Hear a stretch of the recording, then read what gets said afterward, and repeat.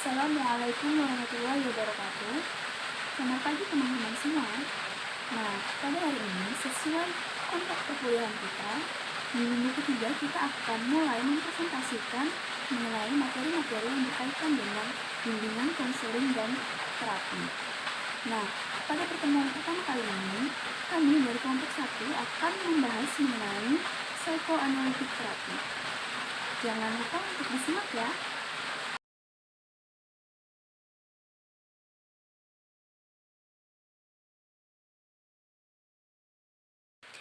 Assalamualaikum warahmatullahi wabarakatuh. Nah, pada kesempatan kali ini, kami dari kelompok 1 akan menjelaskan mengenai psychoanalytic therapy. Nah, di pembahasan kita kali ini, kita akan membahas 3 segmen tentang psychoanalytic therapy. Yang pertama, kita akan bahas key concept, yang kedua the therapeutic process, dan yang ketiga adalah application. Nah, mari kita mulai dengan introduction. Sigmund Freud was the firstborn in a Finnish family of 3 boys and 5 girls. His father, like many others of his time and place, was very authoritarian. Freud's family background is a factor to consider in understanding the development of his theory. Freud devoted most of his life to formulating and extending his theory of psychoanalysis. Interestingly, the most creative phase of his life corresponded to a period when he was expressing severe emotional problems of his own. During his early 40s, Freud had numerous psychosomatic disorders as well as exaggerated fears of dying and other phobias, and was involved in the difficult task of self-analysis. By exploring the meaning of his own dreams, he gained insight into the dynamics of personality development. He first examined his childhood memories and came to realize the intense hostility he had felt for his father. He also recalled his childhood sexual feelings for his mother, who was attractive, loving, and protective. He then clinically formulated his theory as he observed his patients work through their own problems in analysis. Sigmund Freud adalah anak sulung dalam keluarga Wina yang terdiri dari 3 anak laki-laki dan 5 perempuan. Ayahnya, seperti banyak orang lain di zaman dan tempatnya, sangat otoriter. Latar belakang keluarga Freud merupakan faktor yang perlu diperhatikan dalam memahami perkembangan teori.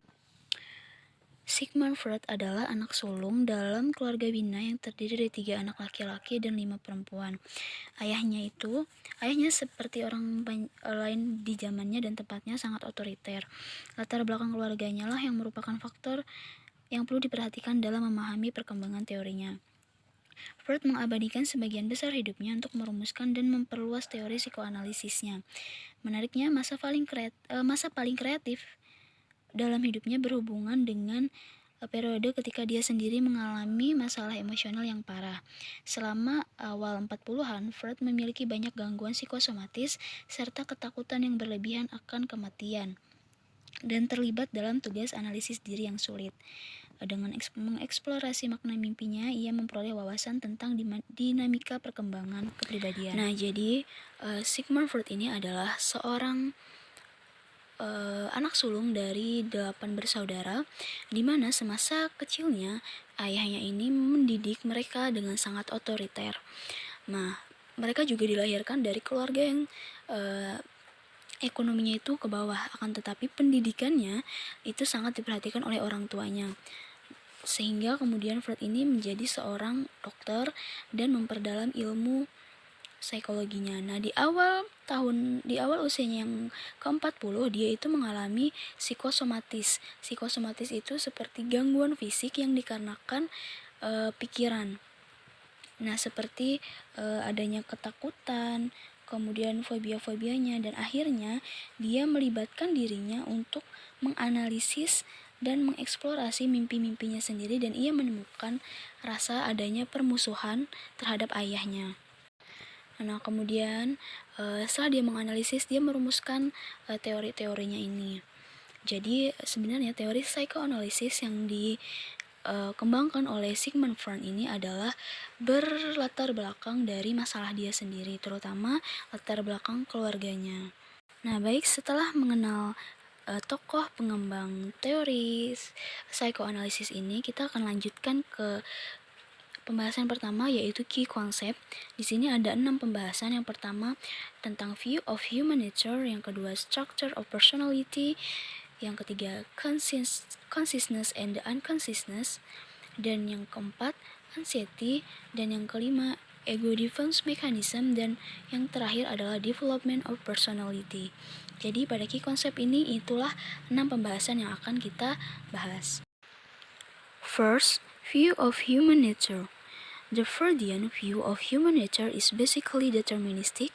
According to Freud, our behavior is determined by irrational force, unconscious motivation, and biological and instinctual drive as they evolve through key psychosexual stage in the first 6 years of life. Pandangan Freudian tentang sifat manusia pada dasarnya bersifat deterministik.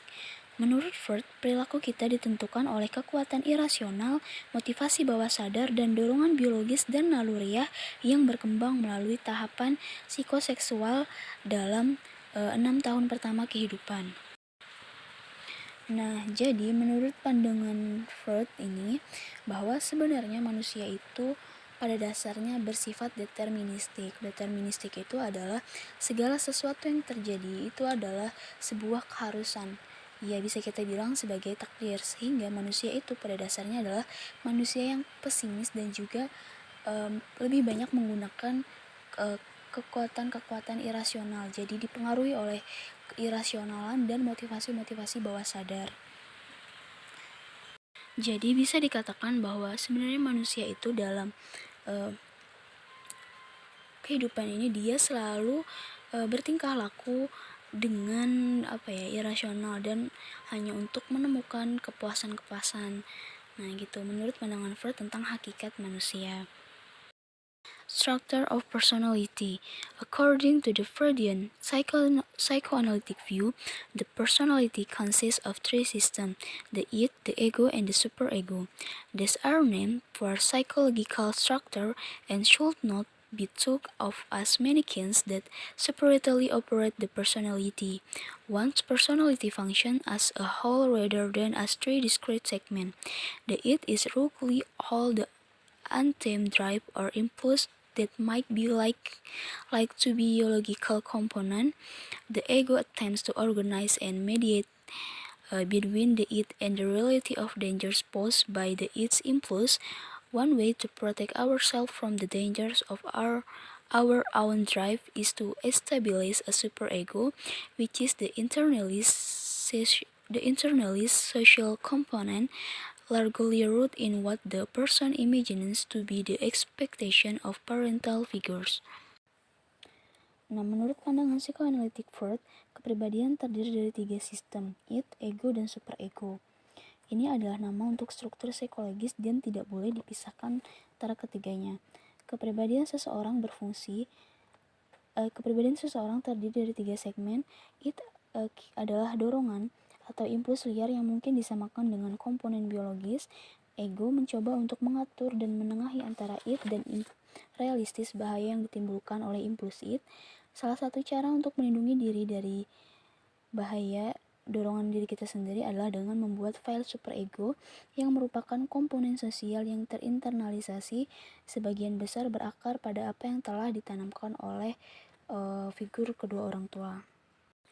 Nah, jadi menurut Sigmund Freud ini, struktur kepribadian manusia itu terdiri dari 3 hal, yaitu id, ego, dan superego. Id ini lebih kepada naluriah dan perasaan dan kondisi biologis. Jadi dia menuntut impuls-impuls liar gitu. Jadi id ini seperti impuls-impuls liar.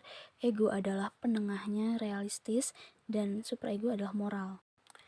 The id is the original system of personality.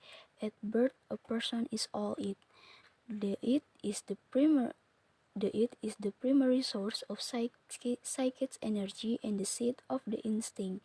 It lacks organization and is blind, demanding, and insistent.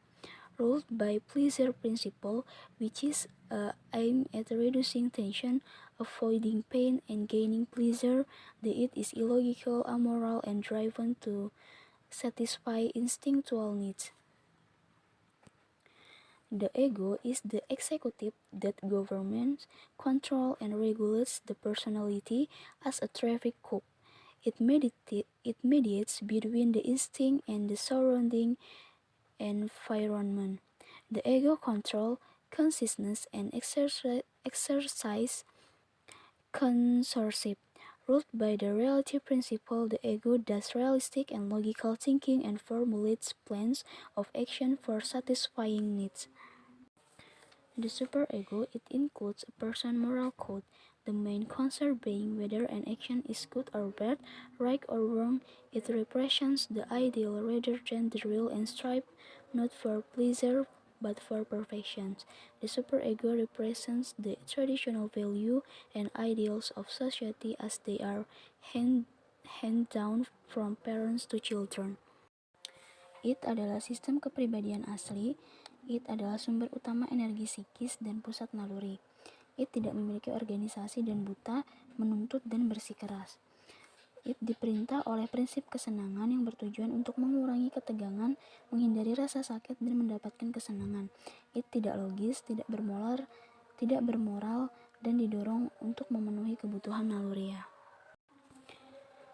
Ego adalah eksekutif yang mengatur dan mengontrol kepribadian. Sebagai polisi lalu lintas, ia menengahi antara naluri dan lingkungan sekitarnya. Ego mengontrol kesadaran dan melakukan penyensoran. Diperintah oleh prinsip realistis, ego melakukan pemikiran realistis dan logis dan merumuskan rencana tindakan untuk memenuhi kebutuhan. Superego termasuk kode moral seseorang. Perhatian utamanya adalah apakah suatu tindakan itu baik atau buruk, benar atau salah. Superego mempresentasikan nilai-nilai dan cita-cita tradisional masyarakat yang diturunkan dari orang tua kepada anak-anaknya.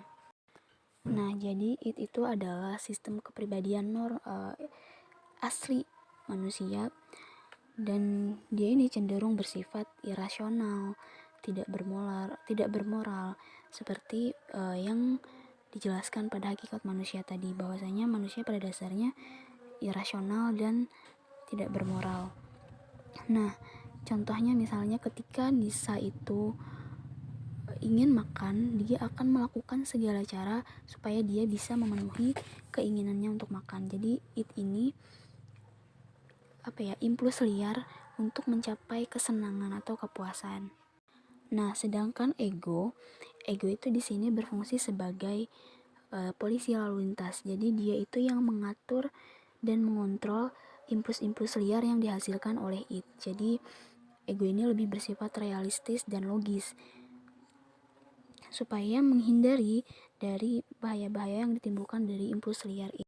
Misalnya ketika Mbak Nisa ingin makan, dia kan ingin menghalalkan segala cara supaya kebutuhannya itu segera terpenuhi. Nah, di ego ini tuh dikontrol. Jadi dia lebih berpikir realistik dan logis, cara apa yang harus dilakukan, yang sebaiknya dilakukan supaya kebutuhannya itu bisa terpenuhi, misalnya dengan bekerja dan lain-lain gitu. Jadi sebagai pengontrolnya itu adalah ego yang logis. Nah, jadi superego itu dia lebih mengutamakan moral dan akhlak. Jadi baik atau tidaknya, benar atau salahnya gitu. Dan biasanya ini adalah ditanamkan dari orang-orang tua. Misalnya ketika ingin makan, maka caranya adalah bekerja. Cara yang paling baik adalah bekerja dan yang buruk adalah mencuri. Nah, itu jadi superego. Nah, jadi ketiganya antara id, ego, dan superego ini saling bersinggungan. Jadi misalnya id yang lebih dominan, maka seseorang itu akan menjadi sangat liar dan juga dia itu pokoknya bertindak sesenang hatinya aja. Nah, kalau superego yang lebih dominan, maka seseorang itu dikatakan akan menjadi lebih seperti sok sempurna gitulah. Nah, menurut Freud yang paling harus dominan itu adalah ego. Jadi yang lebih baik dominan itu adalah si egonya, karena dia realistis dan logis. consciousness and the unconscious. Perhaps Freud's greatest contribution are his concept of the unconscious and of the level of consciousness, which are the key to understanding behavior and the problems of personality. The unconscious cannot be studied directly but is inferred from behavior. For Freud, consciousness is a thin slice of the total mind, like the greater part of the iceberg that lies below the surface of the water. The large part of the mind exists below the surface of awareness. The unconscious stores all experience, memorized and repressed material. Understanding the role of the unconscious is central to grasping the essence of the psychoanalytic model of behavior. Kontribusi terbesar Freud adalah konsepnya tentang alam bawah sadar dan tingkat kesadaran yang merupakan kunci untuk memahami perilaku dan tingkah laku dan masalah kepribadian. Alam bawah sadar tidak dapat dipelajari secara langsung, tetapi disimpulkan dari perilaku. Bagi Freud, kesadaran adalah bagian tipis dari pikiran total, seperti sebagian besar gunung es yang terletak di bawah permukaan air. Sebagian besar pikiran berada di bawah permukaan kesadaran. Alam bawah sadar menyimpan semua pengalaman, ingatan, dan materi-materi yang ditekan. Memahami peran alam bawah sadar sangat penting untuk memahami esensi dari model perilaku psikoanalitik. Jadi menurut Sigmund Freud, perilaku seseorang itu dipengaruhi oleh alam bawah sadarnya. Nah, alam bawah sadar itu menyimpan semua memori tentang pengalaman masa lalu, terus mimpi-mimpi dan fantasi-fantasi. Nah, dicontohkan seperti gunung es yang berada di permukaan air. Nah, itu kan sedikit permukaannya itu adalah kesadaran, digambarkan sebagai kesadaran, dan sebagian besar bagian gunung yang berada di bawah permukaan air itu adalah digambarkan sebagai alam bawah sadar. Jadi dari isi pikiran manusia, total isi pikiran manusia itu lebih banyak tentang alam bawah sadar daripada kesadaran. Makanya kenapa dikatakan bahwa kepribadian seseorang itu dipengaruhi oleh alam bawah sadarnya. Itu tadi karena alam bawah sadar ini lebih dominan bagiannya daripada kesadaran. Nah, misalnya contohnya ketika di dalam kelas ada peserta didik yang dalam belajar dia itu tidak excited, terus melamun, pendiam, dan tidak berinteraksi dengan orang lain. Nah, bisa jadi sikap dia seperti itu tuh dikarenakan dia sedang dipengaruhi oleh pikiran-pikiran alam bawah sadarnya. Misalnya ada masalah di dalam rumahnya, ada masalah dengan keluarganya. Nah, sehingga terbawalah dan menimbulkan kepribadian itu. Contoh lain misalnya ketika seseorang itu ngefans dengan artis, misalnya artis Korea. Nah, maka dalam kehidupan sehari-harinya dia akan belajar untuk bahasa Korea, terus juga makan makanan Korea, berpakaian mengikuti ala-ala Korea. Nah, itu karena dia dipengaruhi oleh rasa fantasinya, rasa fanatiknya terhadap idolanya, terhadap idola yang dia mimpi-mimpikan gitu. Anxiety is a feeling of dread, the result from repressed feelings, memorized desires and experience that emerge to the surface of awareness. It can be considered as a state of tensions that motivates us to do something. The functions of anxiety is to warn of impending dangers. There are three kinds of anxiety: is reality, neurotic, and moral. Reality anxiety is the fear of danger from the external world, and the level of such anxiety is proportionate to the degree of real threat. Neurotic anxiety is the fear that the instincts will get out of hands and cause the person to do something for which she or he will be punished.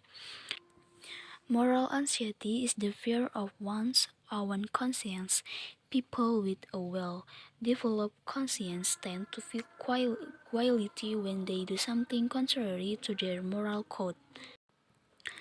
Kecemasan adalah perasaan takut yang diakibatkan oleh perasaan, ingatan, keinginan, dan pengalaman yang tertekan yang muncul ke permukaan kesadaran. Ini bisa dianggap sebagai keadaan ketegangan yang memotivasi kita untuk melakukan sesuatu. Fungsi kecemasan adalah untuk memperingatkan bahaya yang akan datang. Ada 3 jenis kecemasan, yaitu realistis, neurotik, dan moral. Kecemasan realistis adalah ketakutan akan bahaya dari luar, dan tingkat kecemasan tersebut sebanding dengan tingkat ancaman yang sebenarnya. Kecemasan neurotik adalah ketakutan bahwa naluri akan lepas kendali dan menyebabkan orang tersebut melakukan sesuatu yang akan menghukumnya. Kecemasan moral adalah ketakutan akan hati nurani sendiri. Orang dengan hati nurani yang berkembang dengan baik cenderung merasa bersalah ketika mereka akan melakukan sesuatu yang bertentangan dengan kode moral mereka. Jadi kecemasan itu adalah perasaan takut di mana kita itu tertekan ingatannya, kemudian pikirannya, pengalamannya gitu, maka muncullah kecemasan ini. Freud membagi kecemasan menjadi 3. Yang pertama adalah kecemasan realistis. Kecemasan realistis ini adalah tingkat kecemasannya itu sebanding dengan tingkat ancaman bahayanya.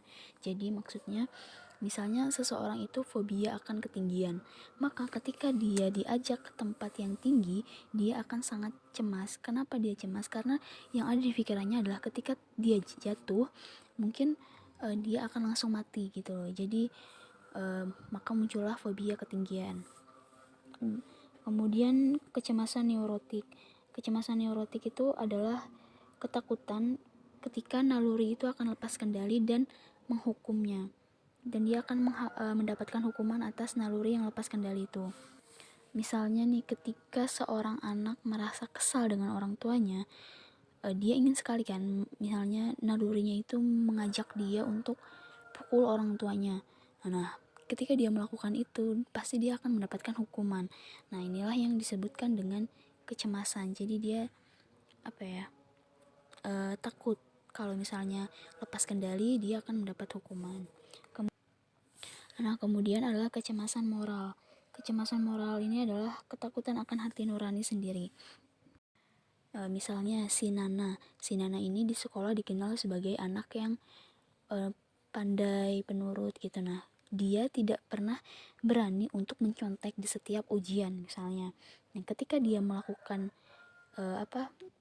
ketika di suatu saat dia harus mencontek, nah maka di situ akan muncul rasa bersalah yang mendalam gitu. Dia akan cemas kenapa atas perlakuan dia yang mencontek itu, padahal sebelum-sebelumnya dia tidak pernah melakukannya gitu. Jadi ada kecemasan tersendiri. Ego defense mechanism.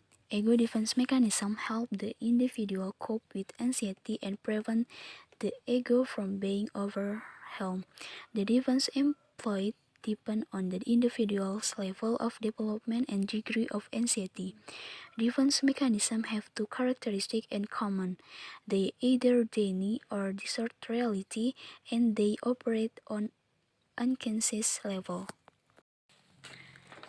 Mekanisme pertahanan ego membantu individu mengatasi kecemasan dan melepaskan ego agar tidak terbebani. Pertahanan yang digunakan bergantung pada tingkat perkembangan individu dan tingkat kecemasan.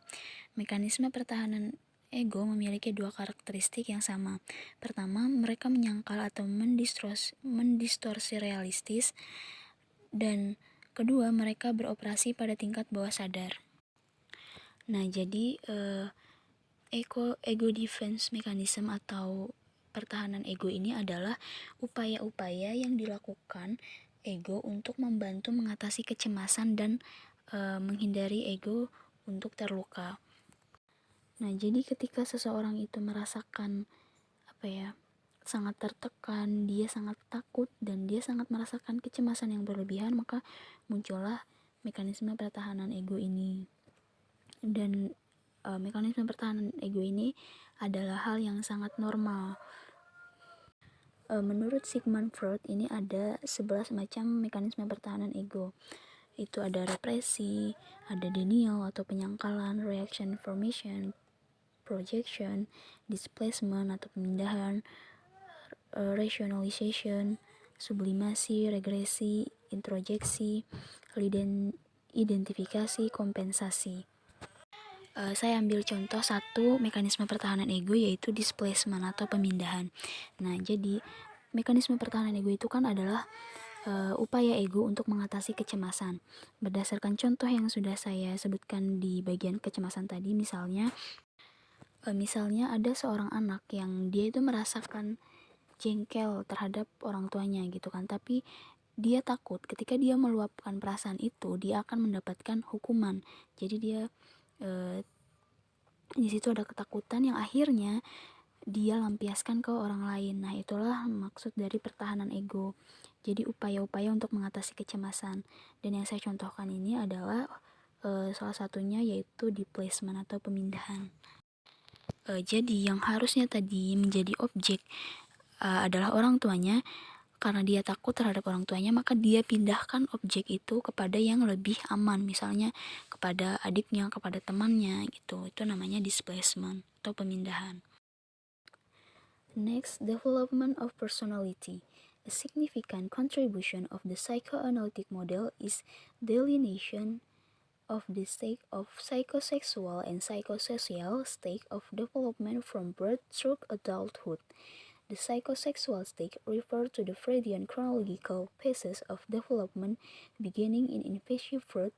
Postulate three early stages of development, then often bring people to counseling when not appropriately resolved. Kontribusi yang signifikan dari model psikoanalitik merupakan penggambaran tahapan perkembangan psikoseksual dan psikososial sejak lahir hingga dewasa. Tahap psikoseksual mengacu pada fase kronologis perkembangan Freud yang dimulai pada masa bayi. Freud mendalilkan 3 tahap awal perkembangan yang sering menyebabkan orang-orang itu dibawa ke konseling ketika masa itu tidak dapat terselesaikan dengan baik. Jadi Sigmund Freud ini berpendapat bahwasanya kepribadian seseorang itu berkembang melalui tahapan pada masa kecilnya.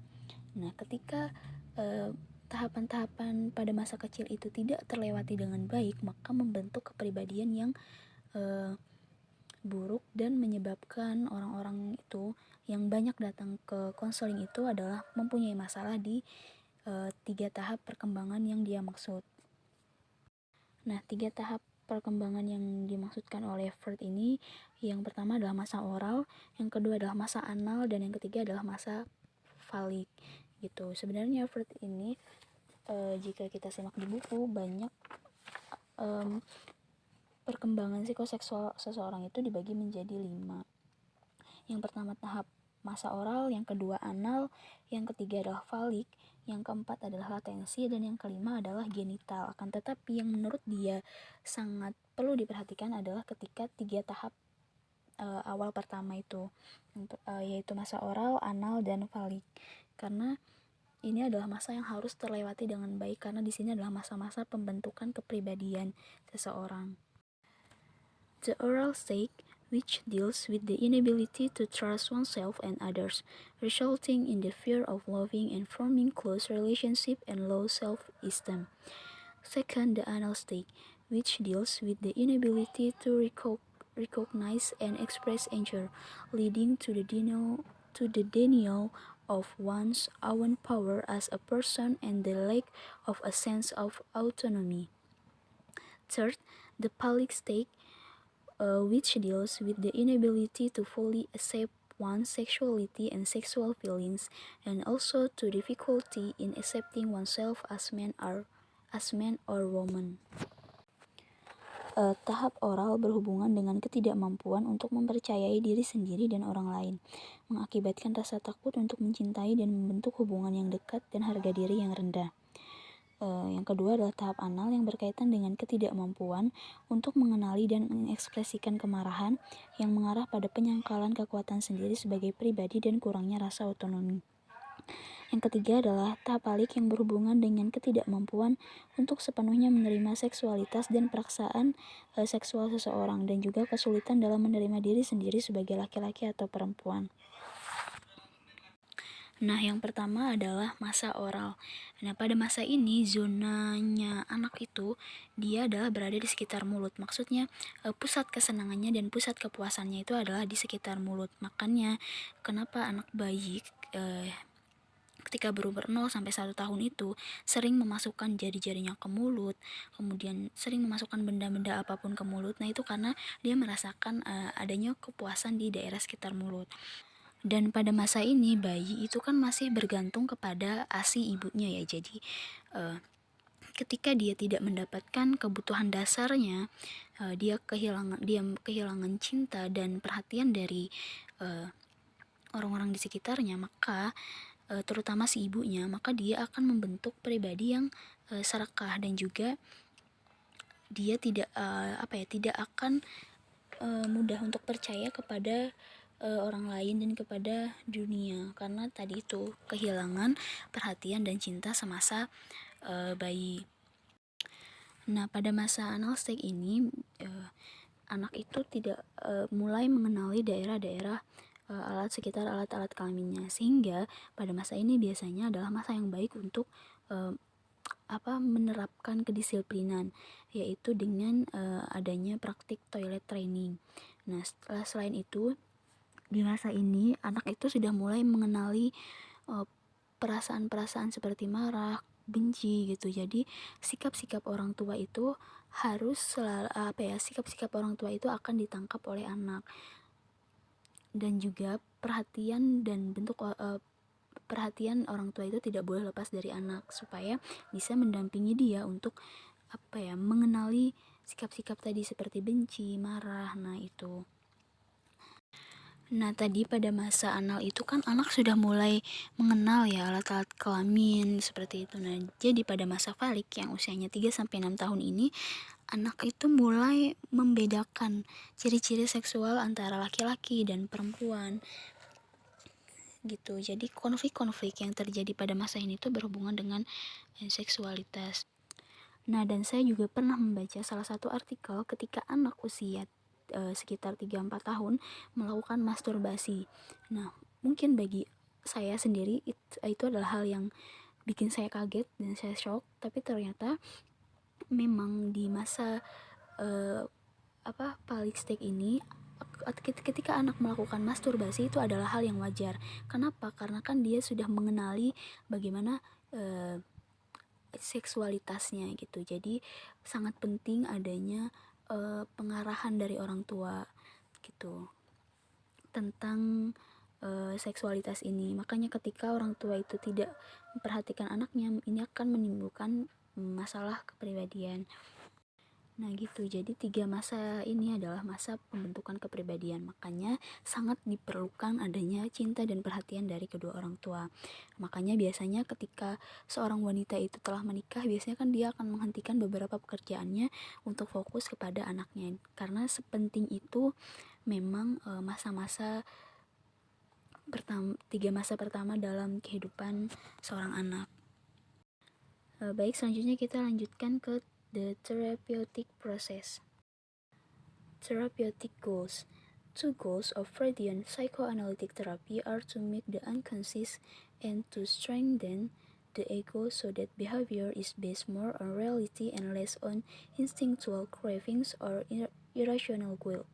Successful analysis is believed to result in significant modification of the individual's personality and character structure.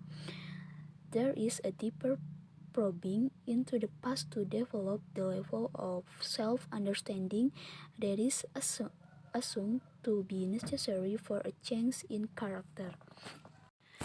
2 tujuan dari terapi psikoanalitik adalah membuat ketidaksadaran dan memperkuat ego, sehingga perilaku lebih didasarkan pada kenyataan dan bukan pada keinginan naluriah yang tidak rasional.